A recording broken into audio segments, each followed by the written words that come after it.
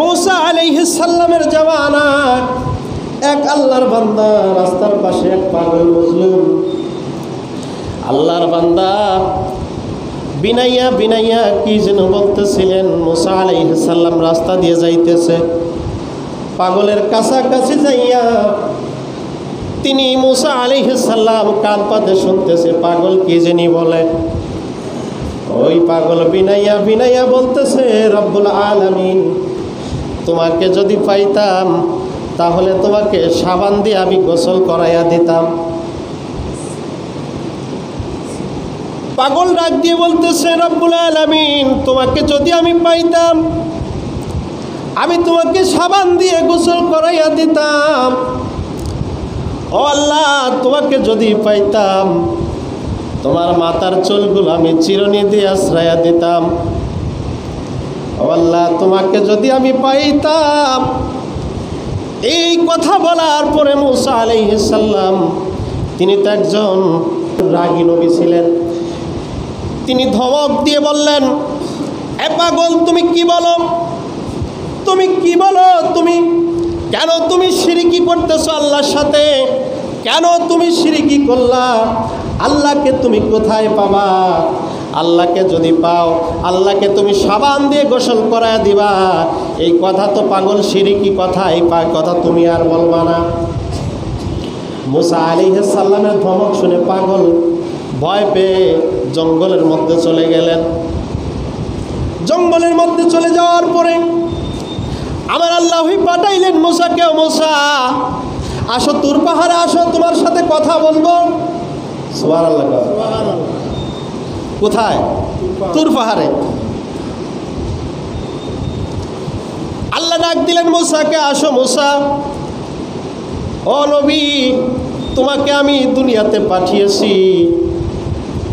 আমার বান্দাদেরকে আমি আল্লাহর সাথে মহব্বত করানোর জন্য।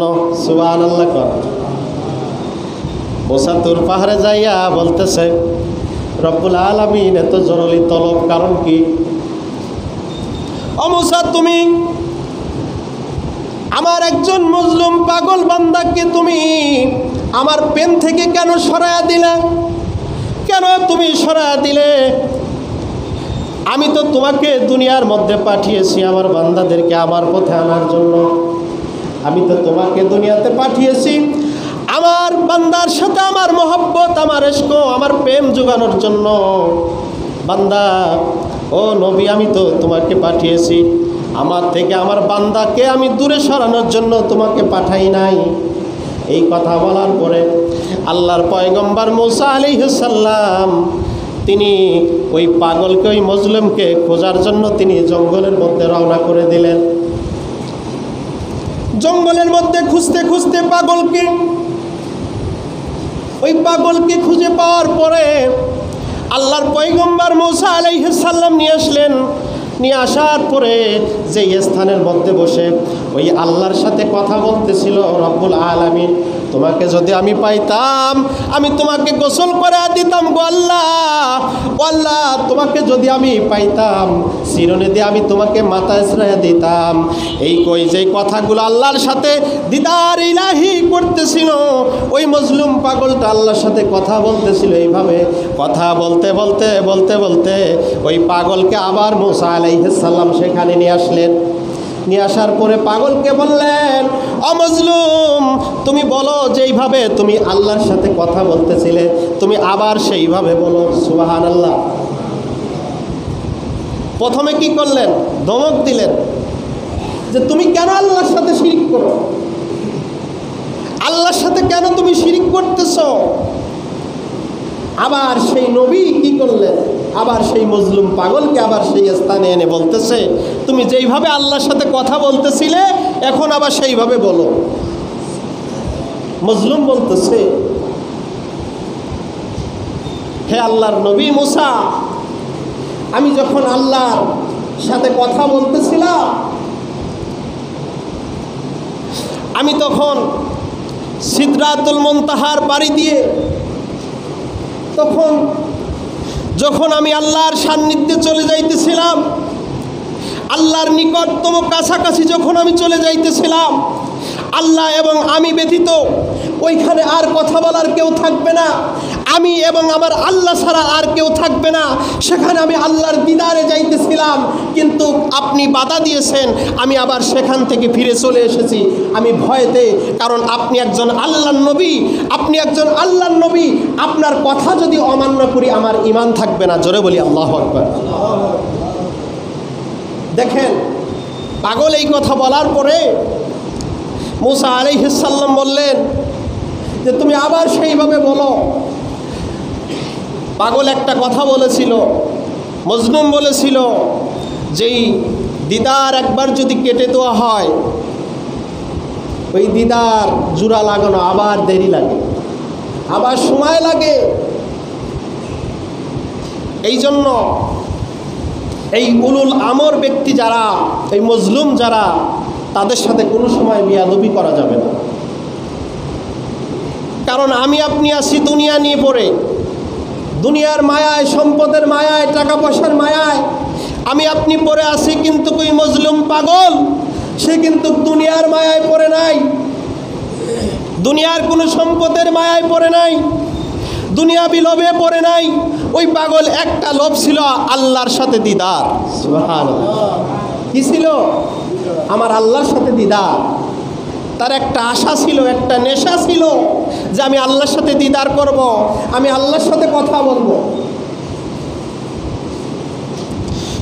প্রিয় মুসলমান, এই কারণে দুনিয়াবি কোনো মজলুম পাগল যদি দেখেন কোথাও, তাদের সাথে বেয়াদবি করবেন না।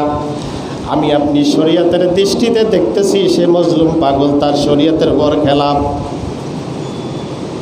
তার পরনে কোনো কাপড় নাই,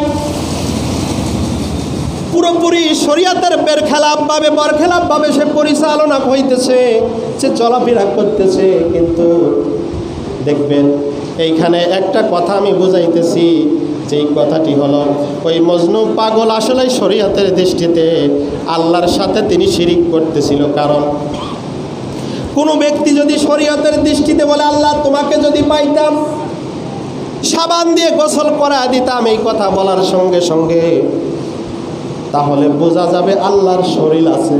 ইয়া আইয়ুহাল্লাযীনা আমানু আতিউল্লাহ ওয়া আতিউর রাসূলা ওয়া উলিল আমরি মিনকুম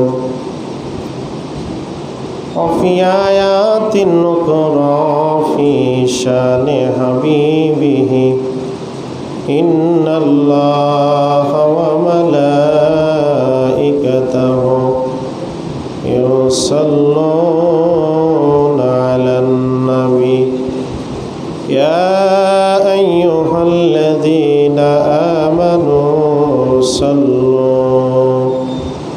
صلوا عليه وسلموا تسليما اللهم صل على سيدنا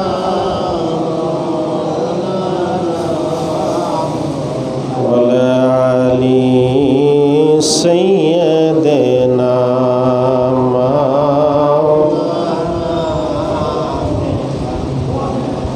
নবীর শিকে এই ভুবনে যার দিল ভাই কাঁদে না, কাঁদিয়া দজকে হয় তাহার ঠিকানা। আল্লাহুম্মা সাল্লি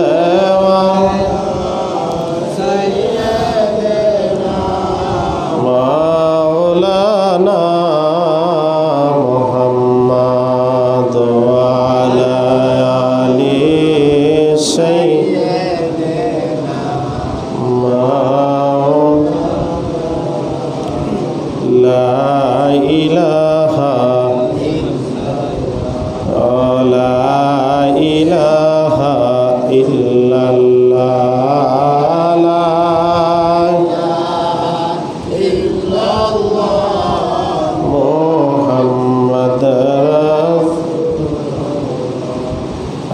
জানের মালিক তুই আল্লাহ, মালের মালিক তুই আল্লাহ, তুই বিনে মন নাই আল্লাহ পরি, তুই বিনে মন নাই আল্লাহ, লা ইলাহা ইল্লাল্লাহ, লা ইলাহা লা ইলাহা মুহাম্মদ রাসূল সাল্লাল্লাহু আলাইহি ওয়াসাল্লাম। মহান আল্লাহ পাকের দরবারে অগণিত শুকরিয়া আদায় করি যে মহান রব্বুল আলামিন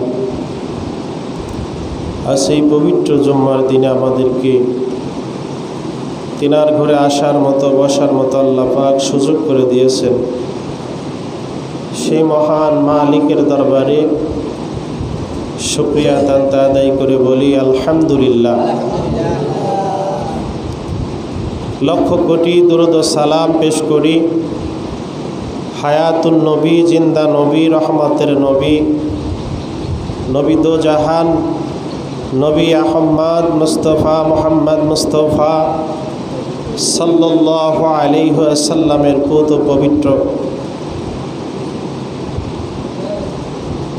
রওজা মোবারকে লক্ষ কোটি কদম মুছে আরজ করি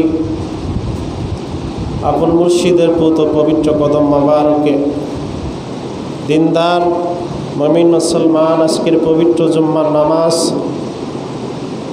আদায় করার জন্য যারা আল্লাহর ঘরে হাজিরা দিয়েছেন সবার প্রতি আমার আন্তরিক সালাম। আসসালামু আলাইকুম ওয়া রাহমাতুল্লাহি ওয়া বারাকাতুহু। মহান আল্লাহ পাকের দরবারে শুকরিয়া আদায় করি যে মহান রব্বুল আলামিন এই পবিত্র জুম্মার দিনে আমাদেরকে দুনিয়ার কোনো ফায়সা কাজে না রেখে, দুনিয়াবি মায়ার কোনো কাজে না রেখে আল্লাহ পাক রব্বুল আলামিন আমাকে আপনাকে তিনার পবিত্র ঘরের মধ্যে কবুল করেছেন। সেই মহান মালিকের দরবারে শুকরিয়া আনতে আরেকবার বলি আলহামদুলিল্লাহ।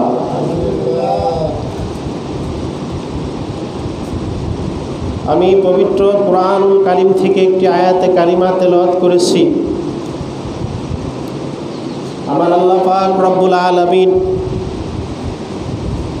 এই পবিত্র আয়াতে কারিমার শানে নজুল থেকে আপনাদেরকে কিছু বোঝানোর আমি চেষ্টা করব। আল্লাহ পাক এই পবিত্র আয়াতটাকে কেন তিনি নাজিল করলেন। আল্লাহ পাক বলতেছেন বিসমিল্লাহির রহমানির রহিম, ইয়া আইয়ুহাল্লাযীনা আমানুত্তাকুল্লাহা, হে ঈমানদাররা তোমরা আমি আল্লাহকে ভয় করো। আমরা আল্লাহর বান্দা, আমাদের ভয় করতে হবে আল্লাহকে। জোরে কর ঠিক কিনা? আমরা বান্দা আল্লাহর, ভয় করতে হবে আল্লাহকে। দুনিয়ায় সামাজিক, রাজনৈতিক, রাষ্ট্রীয় যা কিছুই কর না কেন, ধর্মীয়ভাবে আমরা মুসলমান। এই মুসলমানের সর্বপ্রথম আমাদের নীতি, আমাদের চলার পথের বাহক যেটা হবে সেটা হলো পবিত্র কোরআন। জোরে কন ঠিক কিনা? পবিত্র কোরআনের পরে যেটা হবে সেটা হলো রাসূলের সুন্নাহ। রাসূলের সুন্নাহর পরে যেটা ধারাবাহিকভাবে চলে এসেছে সাহাবায়ে কেরাম, তাবিন, আম্বিয়ায়ে কেরাম থেকে শুরু করে যত নবী রাসূল দুনিয়াতে এসেছে তাদের এই ধারাবাহিকভাবে তাদের দিক নির্দেশনা মোতাবেক জীবনটা পরিচালনা করাই হলো প্রকৃত মানুষ, প্রকৃত ইসলাম প্রকৃত ধর্ম। এই জন্য আল্লাহ পবিত্র কোরআনে বলতেছেন, বিসমিল্লাহির রহমানির রহিম, ইয়া আইয়ুহাল্লাযীনা আমানু আতিউল্লাহ ওয়া আতিউর রাসূলা ওয়া উলিল আমরি মিনকুম।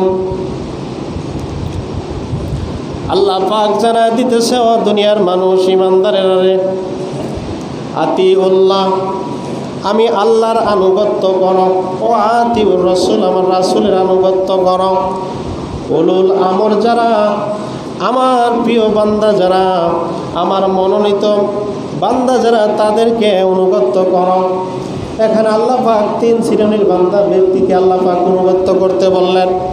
প্রথমত আতিউল্লাহ, আল্লাহর আনুগত্য। আল্লাহর আনুগত্যর পাশাপাশি ওয়া আতিউর রাসূল, রাসূলের আনুগত্য করতে আল্লাহ বললেন। ওয়া উলিল আমরি মিনকুম, আমার আল্লাহ পাক উলুল আমরের আনুগত্য করতে বললেন। এখানে সর্বপ্রথম আল্লাহ পাক রব্বুল আলামিন আমার আল্লাহর আনুগত্যর কথা বললেন, দ্বিতীয়ত রাসূলের আনুগত্য, তৃতীয়ত উলুল আমরের আনুগত্য। এই তিন শ্রেণীর মাধ্যমে আল্লাহ পাক আনুগত্য করতে বললেন। কাদেরকে? আল্লাহ পাক বলেন, ইয়া আইয়ুহাল্লাযীনা আমানু, ও হে ইমানদারেরা রে, ও আমার বিশ্বাসীরা রে, তোমরা এই তিন শ্রেণী, আমি আল্লাহ আর আমার রাসূল আল্লাহ আমার উলুল আমর, এই তিন শ্রেণীর ব্যক্তিদেরকে তোমরা আনুগত্য করো। এই তিন শ্রেণীর ব্যতীত যারা আনুগত্য করবে তারা পথভ্রষ্ট হয়ে যাবে, তারা পথহারা হয়ে যাবে, তারা বেঈমান হয়ে যাবে। আয়াতে কারিমা যখন নাজিল হয়ে গেল, সাহাবায়ে কেরাম জিজ্ঞাসা করলেন, ইয়া রাসূলুল্লাহ, আল্লাহর নবীজি গো,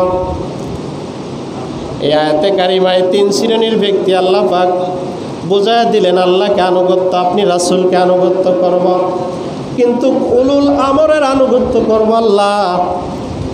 আল্লাহর এই উলুল আমর কারা, তাদেরকে আমরা একটু জানতে চাই। সাহাবীরা প্রশ্ন করলেন নবীজির কাছে। নবীজির কাছে প্রশ্ন করার পরে আমার নবী বললেন, উলুল আমর কারা? উলুল আমর হলো ওয়াকুনু মা'আস সাদিকিন, যারা সাদিক লোক, জোরে বলি সুবহানাল্লাহ। যারা কি? সাদিক লোক, যারা সত্যবাদী,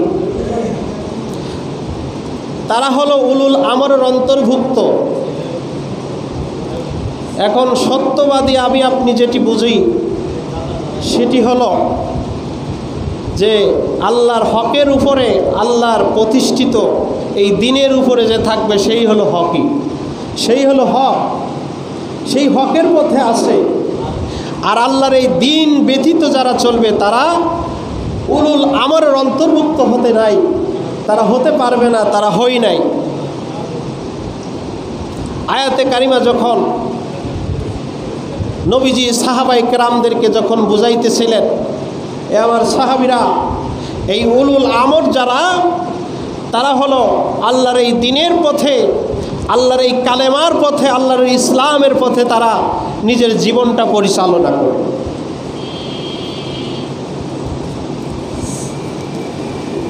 আল্লাহর হাবিব রাসূল পাক সাল্লাল্লাহু আলাইহি ওয়াসাল্লাম যখন সাহাবীদেরকে বললেন, সাহাবীরা তোমরা শোনো, আর এক শ্রেণীর উলুল আমর আছে যারা দেখবা দুনিয়ার কোনো কাজকর্ম করে না, দুনিয়ার কোনো লোভ লালসার মধ্যে তারা নাই, তারা নিজেকে দুনিয়া থেকে সরিয়ে তারা পাগল বেশে, তারা মানুষের মাঝে, তারা মানুষের সাথে মিশে না, তারা ভিড়ের মধ্যে যায় না, তারা কারোর সাথে কথা বলে না, তারা নিজের মতো থাকে, একাকী থাকে। আমার সাহাবীরা রে, তারা দুনিয়ার কোনো মায়ার মধ্যে তারা নাই, দুনিয়ার মধ্যে কোনো সম্পদ, কোনো লোভ লালসার মধ্যে নাই। তারা উলুল আমরের অন্তর্ভুক্ত। কারণ আমার আল্লাহ পাক রব্বুল আলামিন মুসা আলাইহিস সালামের জামানায় এক ব্যক্তির কথা বললেন।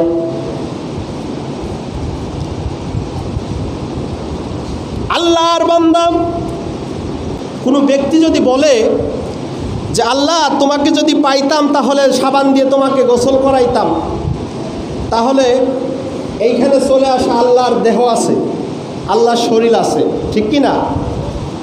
আল্লাহর কি শরীর আছে?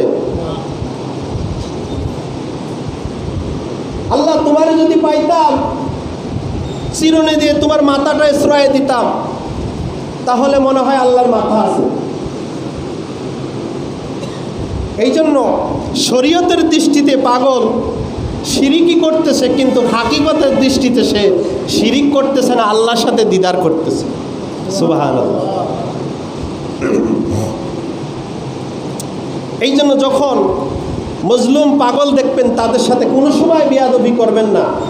দেখতেছেন, আমি আপনি দেখতেছি সে শরীয়তের বর খিলাপ করতেছে, কিন্তু আল্লাহর কাছে সে বর খিলাপ করতেছে না, সে আল্লাহর খুশিতে সে খুশি আছে, আল্লাহর দিদার সে মশগুল হয়ে আছে। সে দুনিয়ার পোশাক আশাক, দুনিয়ার সম্পত্তির লোভে সে নাই, দুনিয়ার টাকা পয়সার লোভে নাই। তার মধ্যে একটা লোভ কাজ করে, সেইটি হলো আল্লাহকে পাওয়ার, ঠিক কি না? এই জন্য সবসময় স্মরণ রাখতে হবে যে আমরা চলাফেরা উঠা বসা সবসময় বাজার ঘাটে যদি কোনো মজলুম দেখেন, কোনো পাগল দেখেন, তাদের সাথে বেয়াদবি করবেন না।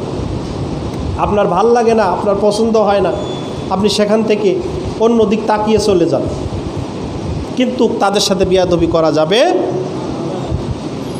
আল্লাহ এই জন্য এই 3 শ্রেণীর ব্যক্তিকে আল্লাহ পাক বেশি পছন্দ করে, ভালোবাসে।